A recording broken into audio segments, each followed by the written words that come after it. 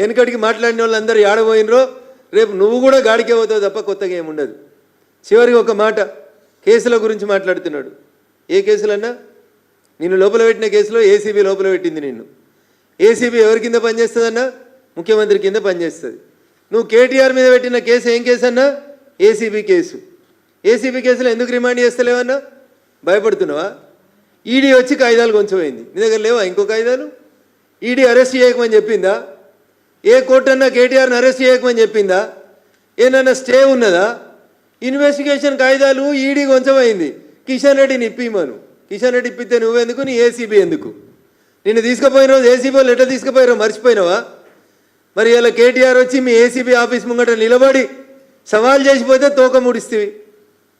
అరవింద్ కుమార్ అనే IAS officer చెప్పిండు కేటీఆర్ చెప్తేనే పైసలు ట్రాన్స్ఫర్ అయినాయని. ఇంకేం కావాలి సాక్ష్యం? ఇన్ని ఉంటే కూడా నువ్వు ఆయనను అరెస్ట్ చేయడం చేత కాదు. నీ పాలన నీకు చేతగాక, ప్రజలకు మేలు చేయడం నీకు చేతగాక నువ్వు వచ్చి మా మీద విరుచుకుపోవడం, ముఖ్యంగా మా పార్టీ అధ్యక్షుని మీద విరుచుకుపోవడాన్ని భారతీయ జనతా పార్టీగా మేము తీవ్రంగా ఖండిస్తూ ఉన్నాం. సబ్జెక్ట్ మీద, సిద్ధాంతం మీద, అంశాల మీద చర్చకు సిద్ధంగా ఉంటే బరాబరి చర్చకు రావడానికి భారతీయ జనతా పార్టీ పార్లమెంట్ సభ్యుడిగా మేము సిద్ధంగా ఉన్నాం. ఇంకెవరు అడిగారు నిన్న, బహుశా పీసీసీ అధ్యక్షుడే అనుకుంటా. 8 మందిని గెలిపిస్తే ఏం చేస్తుర్రు? మీరేం చేసిర్రు? మీరేం చేసిర్రు అంటున్నా. 2004 నుంచి 2014 దాకా ఆంధ్రప్రదేశ్ పునర్వ్యవస్థీకరణ చట్టం రాసిన రోజు మహేష్ కుమార్ గౌడ్ గారు మీ పార్టీ అధికారంలో ఉంది. ఏదో బయ్యారం స్టీల్ ఫ్యాక్టరీ రాలేదని సన్నాయి నొక్కులు నొక్కుతున్నావు కదా, బయ్యారంలో స్టీల్ ఫ్యాక్టరీ పెడతాం అని ఎందుకు రాయలేదన్న ఆ రోజు? తెలుగులో రాయించనుంటివి. యాడున్నావన్నా నువ్వు? ఆంధ్రప్రదేశ్ పునర్వ్యవస్థీకరణ చట్టం 2014 వచ్చిన రోజు దాంట్లో ఏం రాసిర్రు మీరు? ఫీజిబిలిటీ ఉంటే పెడతామని రాసిర్రు. ఫీజిబిలిటీ లేదు కాబట్టి పెట్టలేదు. అందుకని దయచేసి భారతీయ జనతా పార్టీని విమర్శించే కంటే ముందు వీఆర్ సిన్సియర్. 8 మంది ఎంపీలం సిన్సియర్గా ఉన్నాం. కేంద్రం నుంచి వచ్చే నిధుల విషయంలో సిన్సియర్గా ఉన్నాం. ఆఖరికి మీకు ఇచ్చిన గిరిజన యూనివర్సిటీ, మీకు ఇచ్చిన హార్టికల్చర్ యూనివర్సిటీ, మీకు ఇచ్చిన ఎయిమ్స్, మీకు ఇచ్చిన జాతీయ రహదారులు, మీకు ఇచ్చినటువంటి ప్రతి అంశం మీద మేము చర్చకు సిద్ధంగా ఉన్నాం.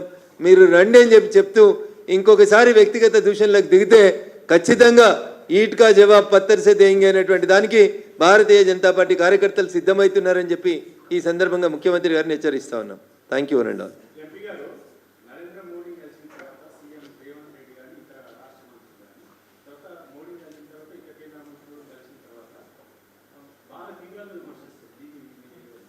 అది వాళ్ళ సంస్కారానికి నిదర్శనం అన్న. మా ఇంటికి వస్తావు, నేను పెట్టిన బువ్వ తింటావు, ఆఖరికి పాను అవి లాస్ట్కి ఇచ్చేటువంటి ఒక్కపొడి తీసుకుంటావు, ఈడ మంచిగానే నటిస్తావు, బయటకు పోయి మీడియా కనవడంగానే పూనకం వచ్చినట్టు అరిస్తే దానికేం సంబంధం అన్న? అదేమో ఫెడరల్ స్ఫూర్తి అట. అది ఫెడరల్ స్ఫూర్తి. ఫెడరల్ స్ఫూర్తిలో పక్క పార్టీ అని తిడితే పని అవుతుంది. కేంద్ర కేబినెట్ మంత్రి కిషన్ రెడ్డి గారింటికి నువ్వు పోయినావా? నీ ఇంటికి కిషన్ రెడ్డి వచ్చిండా? ఎవరు పోయినా? కిషన్ రెడ్డి గారింటికి పోయి ఉత్తరం ఇచ్చింది ఇదే రేవంత్ రెడ్డి కదా. మరి కిషన్ రెడ్డి గారితో ఏం పని కాదన్నప్పుడు కిషన్ రెడ్డి గారింటికి ఎందుకు పోయినావు? ఆ రోజేమో 10,000 కోట్ల అప్పు తెచ్చుకునేందుకు కిషన్ రెడ్డి గారు చెప్పాలి, ఫైనాన్స్ మినిస్టర్ అప్పుకి షూరిటీ ఉండాలి, భారత ప్రభుత్వం షూరిటీ ఉండి 10,000 కోట్లు ఇస్తే రైతులకు పైసలు ఇచ్చేందుకు పైసలు లేవు నీ దగ్గర. ఆ రోజు పరిస్థితి ఆ రోజు కిషన్ రెడ్డి మంచోడు, కిషన్ రెడ్డి గారింటికి పోవచ్చు. భోజనాలు చేసినంతసేపు మంచోళ్ళమన్నా, భోజనం అయిపోయి గేటు దాటంగానే బూతులు తిడతారు. ఇదేం సంస్కారం అన్నా?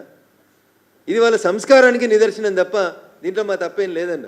ఏ ముఖ్యమంత్రి వచ్చినా ఆఖరికి మమతా బెనర్జీ గారికి అపాయింట్మెంట్ ఇస్తారు ప్రధానమంత్రి గారు, స్టాలిన్ గారికి ఇస్తారు, రేవంత్ రెడ్డి గారికి ఇస్తారు, సిద్ధరామయ్య గారికి కూడా ఇచ్చారు, డీకే శివకుమార్ గారికి కూడా ఇచ్చినాం.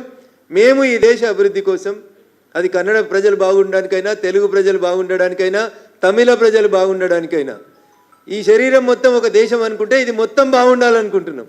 కాంగ్రెస్ వాళ్ళు ఏంటంటే ఒక ముఖానికే powder, snow, fair and lovely రాసి ముఖం మంచి కనబడితే చాలనుకునే బాపతి కాంగ్రెస్. మేము కాలి బొటనవేరు దగ్గర నుంచి ఎంట్రుకల దాకా ఈ దేశం మొత్తం బాగుండాలని సమిష్టిగా పనిచేసే నిర్ణయాలు తీసుకుంటుంది భారతీయ జనతా పార్టీ.